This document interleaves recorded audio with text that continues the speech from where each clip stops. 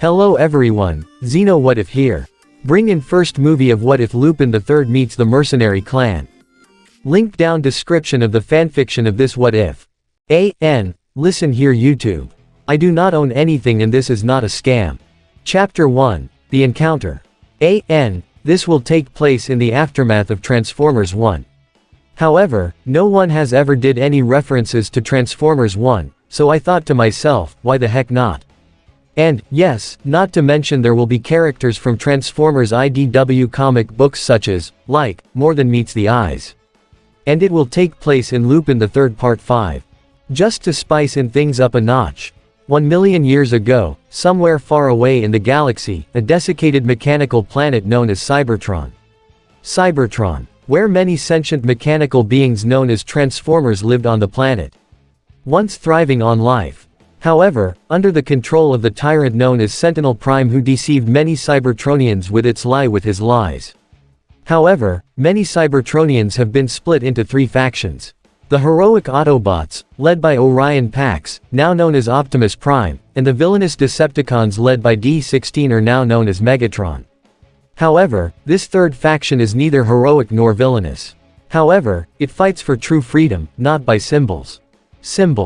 Fights for its true freedom and true hope and republic. These were known as the mercenary clan led by Sound Blaster.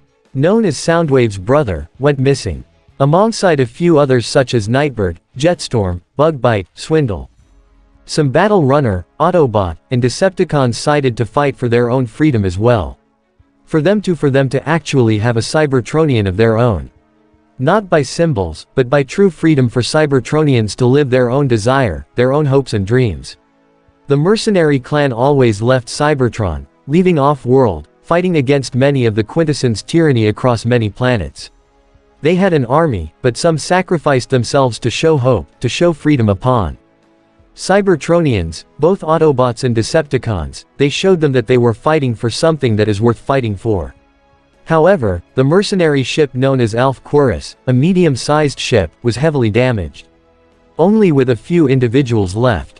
Sound Blaster. Nightbird, is there any planets nearby that we can actually land to? Nightbird. No, sir. There has been one planet. The planet known as Earth, even though it is primitive. There are some interesting alt modes that we can actually scan for. Bugbite. Finally. I can finally get to try out some new wheels. Remember, this isn't exactly some kind of vacation. This planet may be primitive. So try to remain that we're robots in disguise. Sound Blaster said to his mercenary crew. Splicer, a similarly transformer, similar to Wheeljack, and also the world's greatest weapons tech and also Goodwood engineering, part of the mercenary crew, was too busy looking directly at the human network with intriguement with another female Decepticon, a female mercenary known as Solar Stream. Slicer. Very interesting. The human network is something. No, I have to admit, there always been news reports about this world's greatest master thief, Arsène Lupin the Third. Solar Flare. That flesh bag certainly seems not to get an audience. Always likes to steal, and yet he doesn't do it for fame. He does it for attention, for himself. Sound Blaster, hearing the whole thing, was rather intrigued. Sound Blaster, put it up on monitor right now. Sound Blaster said, ordering them what Splicer did, showing image of a man, however age unknown, only had a goofy grin on his face, smiling with a blue jacket, red tie, black shirt, pants. Seemed like a normal human. Sound Blaster hummed at the image of Lupin. There was something special about humans. Sure, some were dull, but he had potential. Something rare that other humans never had. Splicer. He has two companions. Daisuke Jigen and Ishikawa Gomon the 13. As Splicer was able to show images of the gunslinger, Daisuke Jigen, and the samurai, Gomon Ishikawa. Sound Blaster was even more intrigued that these two humans were able to have potential. He was even more amazed that the samurai known as Gomon was able to cut through a tank with ease, which rather excited him. Sound Blaster. Prepare to set a course to Earth. It seems that we're about to have a bit of a party. Slicer. Boss, do you want me to actually use the slips-based drive?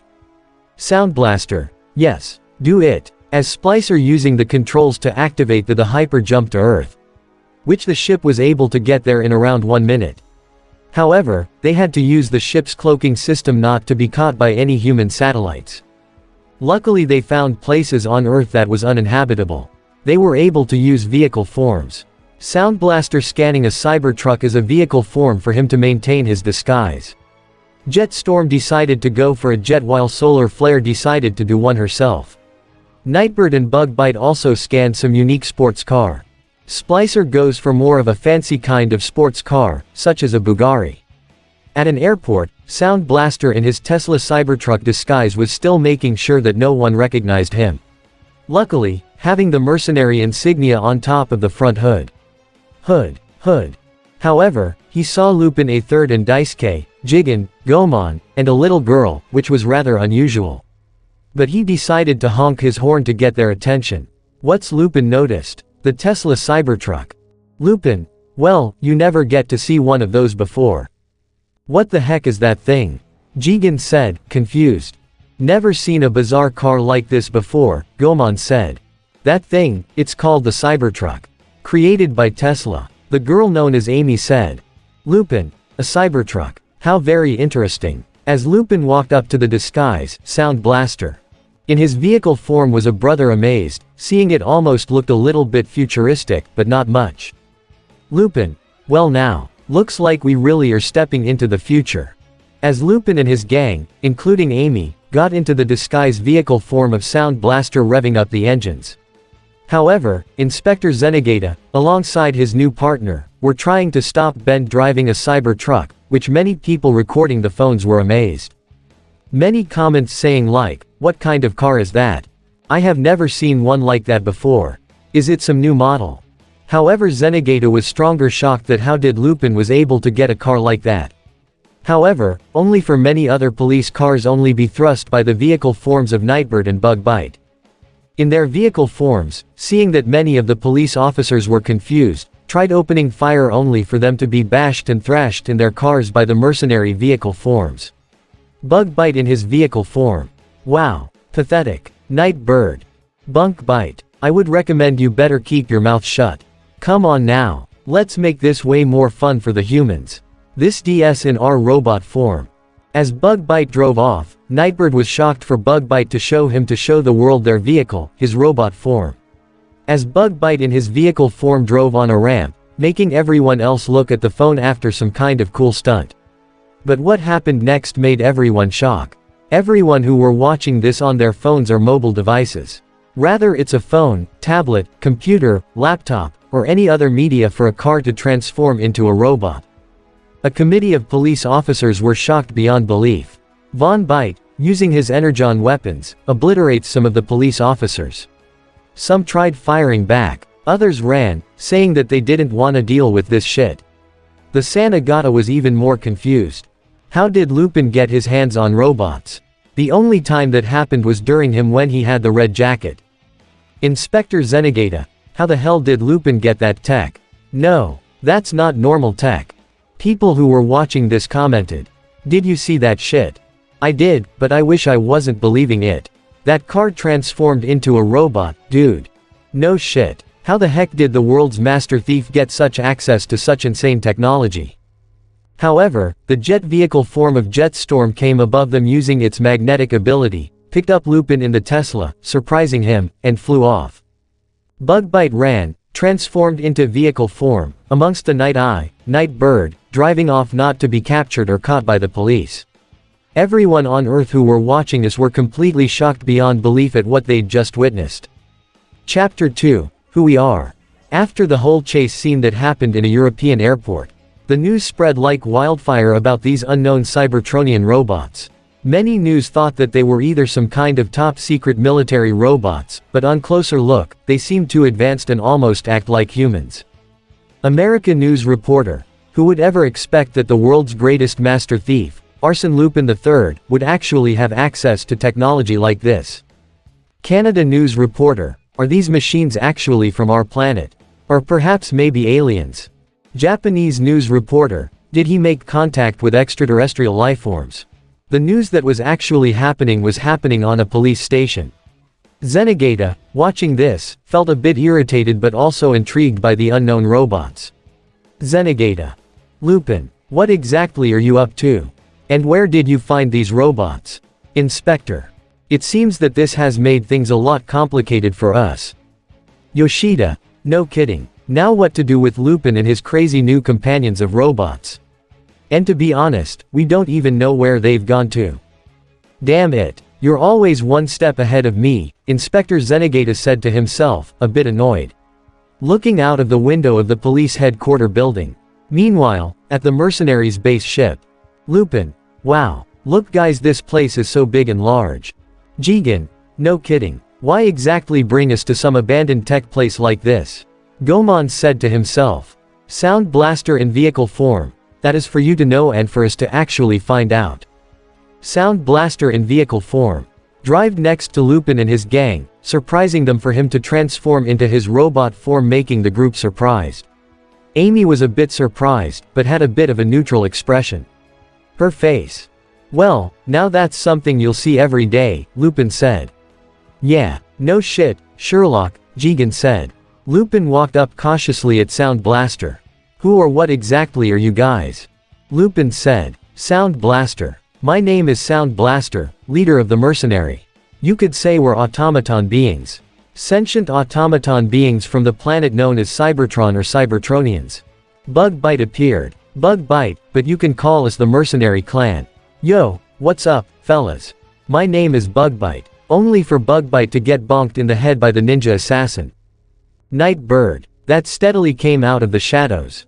Night Bird, Bug Eye, I would recommend you try to be more professional. Well, hello there. It seems that you're other more amusing and quite a bit adorable in person. Do I have to admit you're other small? Nightbird said. Looking at Lupin in amusement. Lupin couldn't help but almost felt like his dick was going bigger, seeing a sexy robotic chick more look like a ninja like now aren't you a beautiful. Lupin only for him to get bonked in the head by Nightbird's big mechanical Cybertronian hand. Lupin, ow. Bitch, what the fuck was that for? Try not to actually flirt on a Cybertronian such as myself. Well, excuse me, you ninja robotic bitch, Lupin said, replying. Anyway, back on the topic. Why exactly are you guys even here? Jagan said. Well, you could say that Earth is rather intrigued by resources. We can make quite a bit of a deal. You see our planet, Cybertron has been low on resources, such as energen. Slicer said appearing out of the shadows. Startling the group, except for Emmy. What exactly is energen? Emmy said. Slicer. Energen is what is life, the bloodline of our planet. Sound Blaster. Allow us to explain about the whole scenario, about everything. You see, way before we arrived on your planet, Cybertron was filled with energon. However, Cybertron was also under the control of a cruel dictator named Sentinel Prime. A cunning, lying, manipulating bastard. Who only cared for himself and made a deal with the Quintessence. Look directly at the four humans. This is not working. This is recording. The wire here is I'm rather confused on do you have any kind of, futuristic tech to show us the events, Lupin said. Sound Blaster. Couldn't help but facepalm at humanity's primitive way. Sound Blaster. Fine. Here's all video logs of every event that will happen on Cybertron. Playing the first video log. Sound Blaster. The Quintessence are nothing more but a bunch of filthy creatures that only care for themselves just to be ruled and to be feared, amongst many others, organic life forms. And why they stole our energon. The primes were meant to protect us. However, instead, one prime betrayed them. And that would be Sentinel Prime. Was the one who betrayed the primes. However, during the final moments, it's me, Orion Pax, and D16 tried our best. However, D16 lost and got into madness and became Megatron. The leader of the Decepticons and Optimus Prime was able to gain the power of the Matrix, making him become the heroic leader of the Autobots. And for me, I became neither. A neutral army willing to fight for Cybertron, while also fighting the Quintessence off-planet, coming up with many tactical strategies. Geez. Glittering every single Quintessence outpost out there in the galaxy. However, my army had suffered so much and so little. A video log showing many of the mercenary clan Cybertronians' graves. Some brutally killed. Others sacrificed themselves doing a kamikaze attack. Lupin. Wow. I mean, just wow. I never expected some corporate emperor scum like Sentinel to actually betray the people you looked up to. It is rather disgraceful for a warrior, but he's no warrior. Just a snake who lies, Goemon said. Video log 13. However, things have gotten worse on Cybertron. A war of Cybertron began, causing the planet to be split in half. Sure, the Quintessence had returned. Megatron was able to brutally kill all of them, including Octopus Prime and his Autobots. However, the planet was split in half. Both sides fight for Energon. However, the planet itself was caused what's been scarred by the war. Happened. Video log showing Cybertron current state. Jesus, Lupin said. Can't blame them though for someone to actually go off the deep end. A wise man told us there will always be a breaking point within us, Goemon said. Amy didn't say a word, but couldn't help but felt sympathy to both Optimus Prime and Megatron. Once friends now became enemies. Sound Blaster. And that is why we have come to Earth to negotiate. It's to give us Energon or any resources we need. Look, I may be a thief, but I'm not some kind of person good with political matters, Lupin said. Yeah, same here as well. Sure, we may be group of thieves, but doing things politically isn't our style, Jigen said. Well, then, let's do things more your way.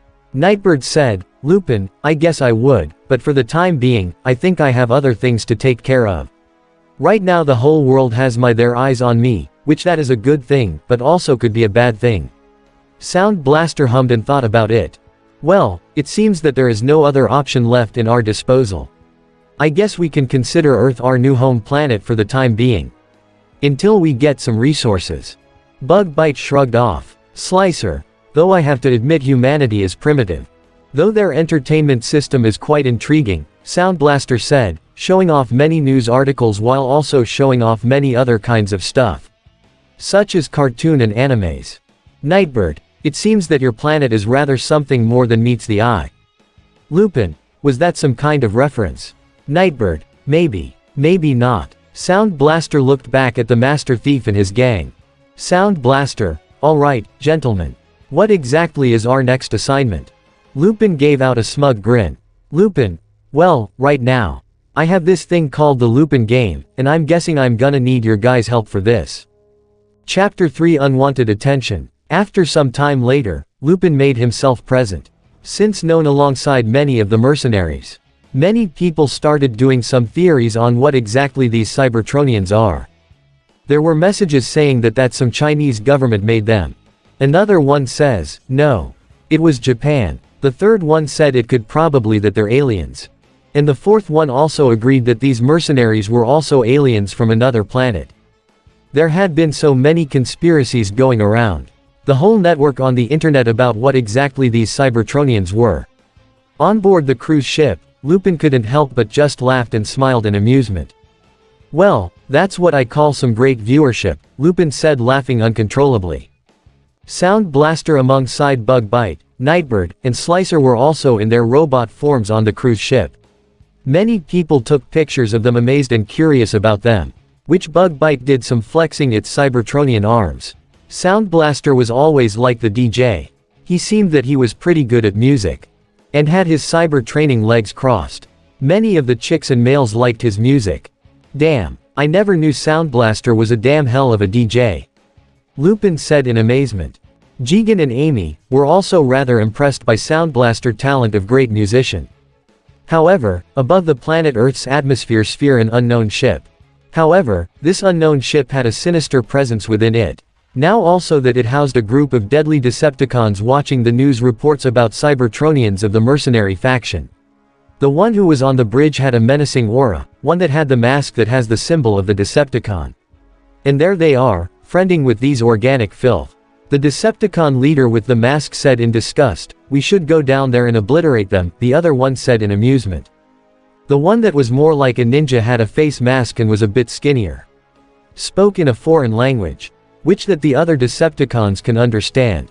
I understand. But for the time being, we make our appearance. After all, we do have our own fleshy friend we have with us. The Decepticon leader with the Decepticon logo as its mask said in amusement. Back on Earth, Lupin, alongside many of mercenary faction, including his gang, were also taking selfies of each other. One showed Sound Blaster showing his moves, which was amazing for a machine like him to do such incredible moves. So many people believe that these machines act more like humans, which was amazing and a bit terrifying. But seeing that, I've seen that they kind of act more like chill dudes, and including some male simps like Nightbird. See, now she was one heck of a robotic ninja chick. That way she looks, yeah. However, some of them were in their vehicle forms now after the whole ordeal. With the fun and games that happened. Man, talk about hanging with this human is kind of a blast, Bugbite said in his vehicle form. Of course, he would like it, but though I have to admit it's kind of fun that these humans know how to have a great party and a great time, Nightbird said, somewhat agreeing with Bugbite in her vehicle form. Of course, we're not robots in disguise now. Now everyone knows about our existence. Sound Blaster said in his vehicle form, I agree. It's only a matter of time before we get ourselves unwanted attention from other factions such as the Autobots and the Decepticons, might come to our doorsteps on Earth, Slicer said in his vehicle form. Forget the Autobots. They ain't coming here. It's the Decepticons that should be more concerning, seeing that they always like to target the planet for its resources and energon. Sound Blaster said, correcting Slicer in his vehicle form. Lupin was also enjoying his meal with a steak inside of a hotel alongside Jigen, which many people thought of him as his wife. However, instead, well, let's just say, inside of these people are just completely stupid, or a bunch of faggots, a bunch of gay-ass faggots who only have some kind of weird-ass fetishes. Which, well, however, Lupin got notifications of Amy leaving.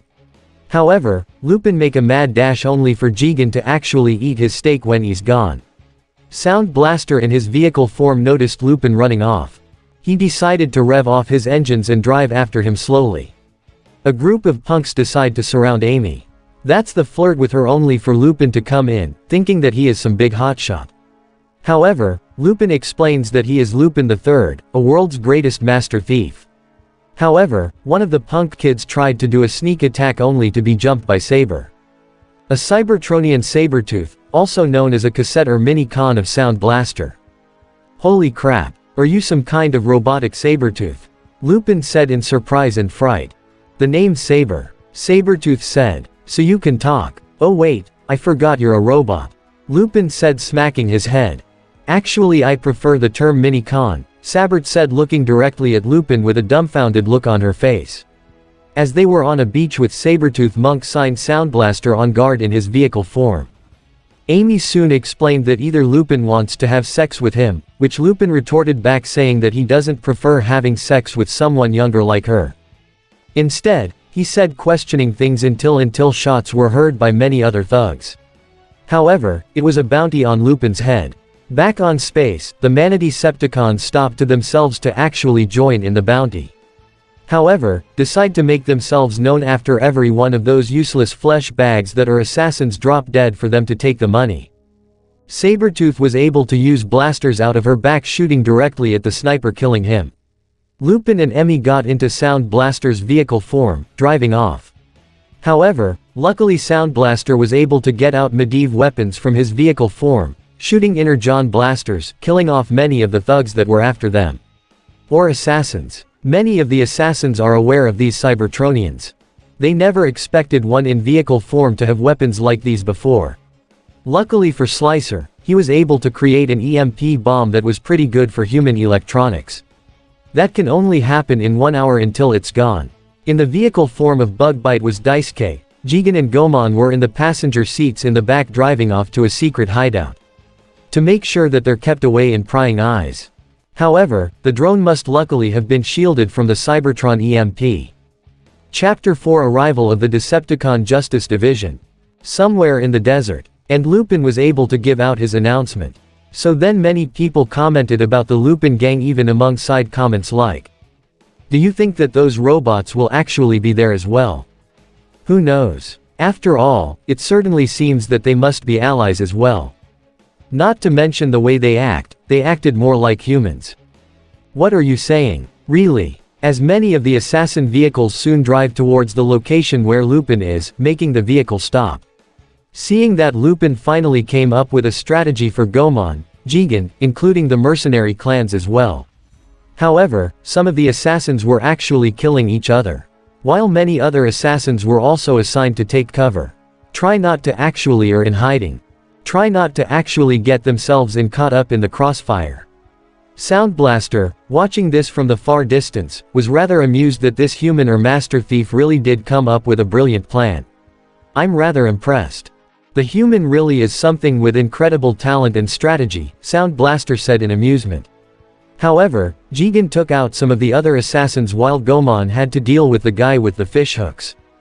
And this was beyond anyone's comprehension, including the other mercenary clan members such as Nightbird. Use your just kills, seeing that she is a feminine Cybertronian that was able to kill off many of the assassins, especially Bugbite. Using his Cybertronian machine gun, obliterating many of the other assassins. However, Lupin knew it was actually the old man or the leader of the Rat Clan. However, Lupin was able to kill off the Rat Clan man leader. Many of them who were watching this were rather amazed and shocked. Some speculate that Lupin cheated. But he played fair. There. However, Emmy was rather surprised. Sound Blaster was watching this as well, seeing that he did need his help, but was rather amazed. However, before then, a plane came in and someone was skydiving. It was none other than Fujiko. However, something else also peered out of the sky. As a large massive advance warship, Sound Blaster knew who that ship belonged to DJD. God damn it, no. Why are they here? Sound Blaster said in alarm. I'm guessing you are acquainted with those guys, Lupin said pointing at the massive advanced warship. Many people were also seeing this as well. Even Zenigata has never seen anything in his life. Many comments saying, that is this some kind of special effects? No way. That thing seems to be too real. Man, this almost seems like something from a science fiction movie.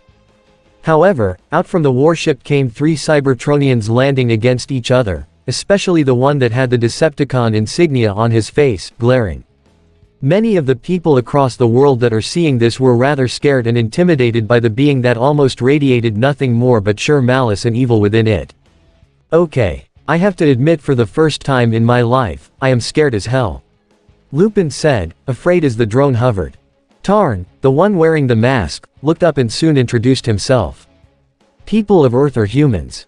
I am Tarn, the leader of the Decepticon Justice Division, and I'm also here for the Lupin games as well. I am not here to cause a war or anything, Tarn said to the camera. As many people heard this as well. Right beside me are my 3 most powerful warriors. Bludgeon, a samurai Cybertronian that glared directly at them. That almost had a skull with its red optics glowing directly at the camera. Making many people even more afraid of this person. And Scourge. Scourge looked directly at the camera as well. Glaring. We're only here just to kill Lupin, Tarn said as he glared directly at Lube, in which she kind of felt a bit afraid. Oh, boy. I didn't expect this to happen so quickly. Well, it seems that you only had your alien friends. So do I. I also have my own alien friends with me. Fujiko said, stepping behind Tarn's leg side between legs. Seriously. Come on now. You're gonna side with these guys. Lupin said, pointing at Tarn, the leader of the Decepticon Justice Division. Which he also glared at almost made Lupin eat a bit. However, Sound Blaster drew its Energon blasters, and it became a full-on fight, 2 against 1. He knew that Tarn had to take on both. Sound Blaster to take on Tarn, Bludgeon and Scourge, which he was having a difficult time taking down the higher ladder. Lupin wanted helping him, but how can he help take down 3 alien robots, especially one that had a giant fucking fusion cannon on his right arm only to be stopped by a gun behind his head by Fujiko. I don't think you're going to interrupt this fight now, will you? Fujiko said with a sly grin on her face. Oh, really? And leave my new friends to be dismantled and leave in the scrapyard? Lupin said, glaring back at her. However, the other mercenary clan members also arrived of Afterburner in his jet form, along with Slicer using his rocket shoulder cannon to blast away Scourge as the ball as Slicer jumped off of Afterburner in his alt mode. He did a roundhouse kick directly at Bludgeon, causing him to be sent back flying into the sand. Many people watched as were rather amazed to see a Drobot fight. Oh, man. Now this is something we have never seen before. I know. Out of many things we have seen, this has to be the craziest thing ever. I feel like that this has become a dream come true. Many people watched the mercenary Cybertronians fight against the Decepticon Justice Division Cybertronians. However, Lupin decided to give Fujiko the sand into her eyes. However, Lupin found something big and buried it in the sand as he was able to get inside, as the thing turned out to be some kind of Cybertronian Juggernaut power armor. "Hey, assholes." As everyone stopped and saw the Cybertronian Juggernaut power armor, which was 10 times taller and bigger. "Take this, asshole," Lupin said using the laser fingers from the Cybertronian Juggernaut power armor, sending Tarn and his 2 most powerful members of the Decepticon Justice Division, sending him flying across the sand of the desert. "Don't mess with it." Only for Bludgeon to throw an EMP Cybertronian grenade directly on the Cybertronian Juggernaut. Look at that power armor, only for it to shut all the systems shut down, causing it to fall down on the ground. "God damn it. Why does this keep happening to me of all people?" Lupin yelled in annoyance. However, a Zenigata came in and decided to take Lupin and drove off. However, Afterburner was also following them behind, while the rest of the other mercenary members were also to take care of this. The other members of the Decepticon Justice Division clan members. Chapter 5: The Chase and Lupin's Death. Somewhere in the desert, Zenigata had both Lupin and Amy inside of the car. "Even Fujiko's after you now. You two had a bit of a falling out," Zenigata said. "No, nothing like that. There's nothing between me and Fujiko. What used to drool all over that woman and calling her Fujukix and whatnot?" Zenigata said. "That's ancient history now. All she is to me now is just competition," Lupin said. Was rather surprised. However, they only heard a helicopter as they saw a military helicopter that belonged to the military, as Inspector Zenigata showing his ICPPO badge, saying that he used part of ICPO only for the helicopter to fire directly at them. For the time being. However, only for Afterburner in his jet vehicle form shooting down and killing the pilots of that military helicopter. "Hey, nice going, Afterburner," Lupin said to the jet of the mercenary group. "Wow. It certainly seems you really do have friends at high places, even in space as well," said. However, only for multiple energon blasters to be shot as both Lupin and the Zenigata turn around to see both tanks firing directly at them. "And it's too late to celebrate," Lupin said. "Crap. It seems that the Decepticon Justice Division really did brought in some more reinforcements with them," Thrust said. Afterburner said, "You're kidding me. Those guys actually have more with them," said to Afterburner in his jet form still flying. "Yep, you could say that. Don't think you're getting away that easily," Obsidian said. "Oh, don't tell me that other tank is actually some kind of mad female chick," Lupin said. "Oh, trust me, she's far worse. She's one of the generals of Cybertron," Afterburner said. "It seems we actually got ourselves a bit of an annoying fly," Bludgeon said as he was ready to aim and fire his energon tank cannon directly at Afterburner up in the sky in his jet vehicle form. However, only for the 2 tanks to be shot by an unknown assailant. "It seems that I finally made it to the party as an unknown car drove past them." "Who in the," said and confused. As this car transformed into a tank, trying to actually shooting down. However, with Obsidian was able to shoot the tires of the car, causing it to crash as a farmer boy saw this and got out his phone.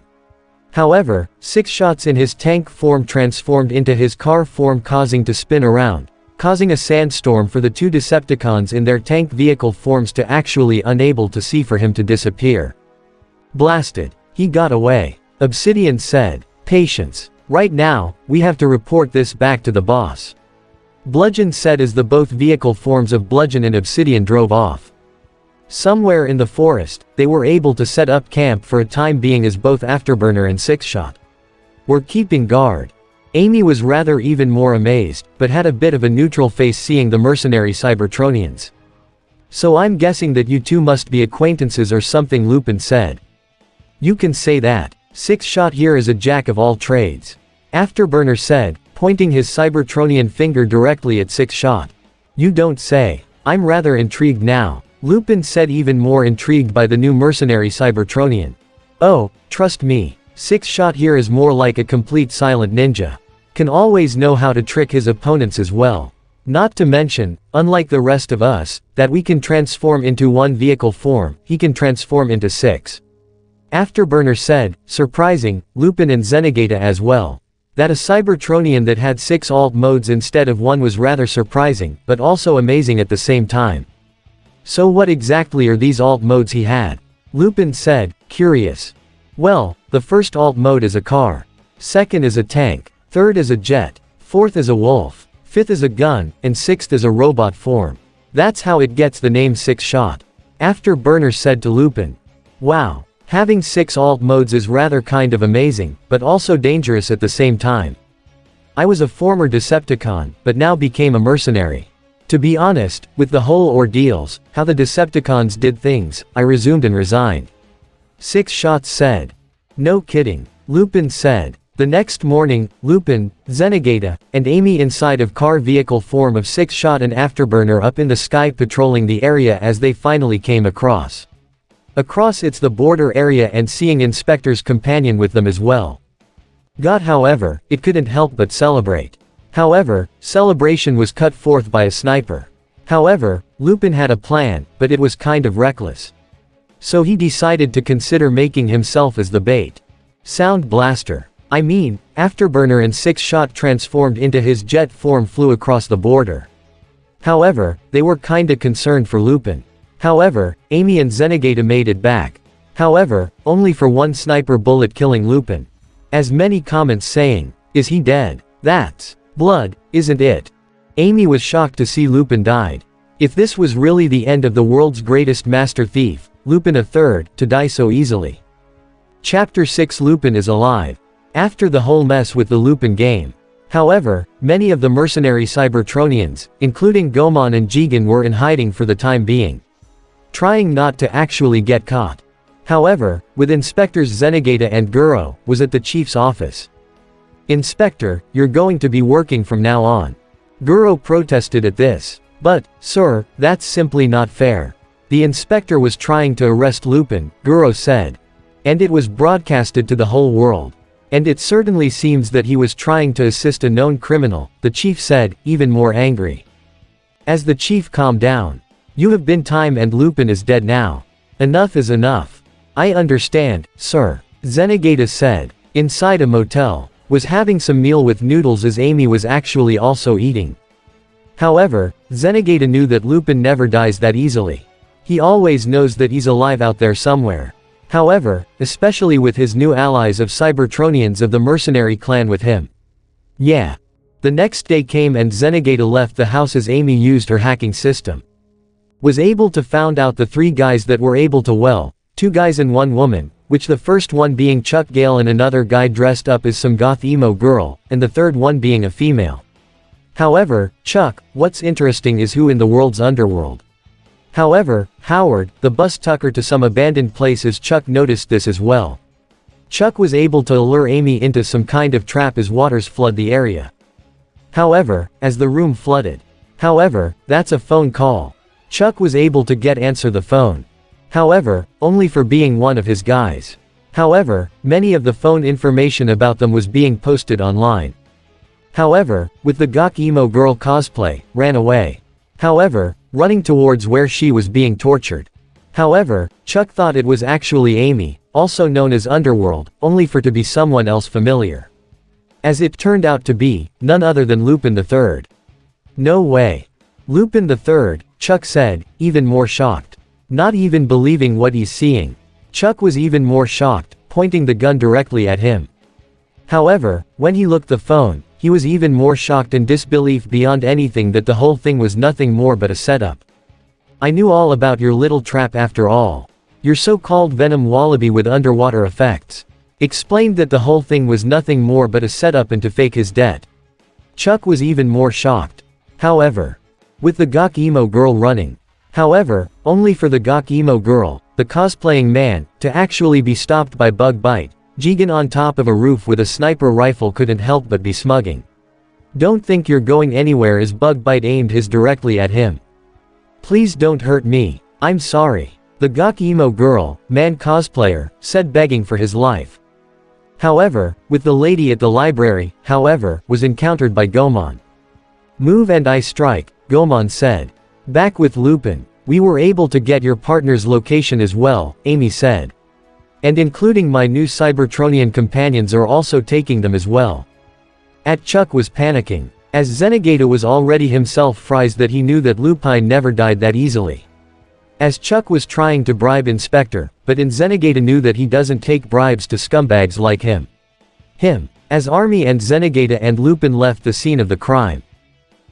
And he was at a payphone talking to Fujiko and is able to transfer someone a money from the game after all. As Lupin took a quick smoke of cigar, thinking about so much, as Emmy was inside the vehicle form of Splicer.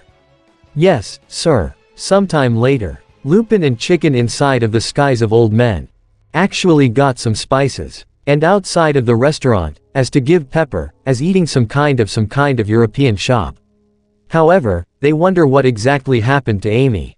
However, Lupin said that she was going to board school as Gomon and Jigen were surprised. A boarding school, Lupin said, as it was a boarding school filled with girls. After all, Lupin decided to drop Emmy off there for the time being, but he knew sometime or later, they will meet again with the Decepticon Justice Division were up in space, disappointed that they didn't actually get to kill Lupin, but Tarn didn't care as much.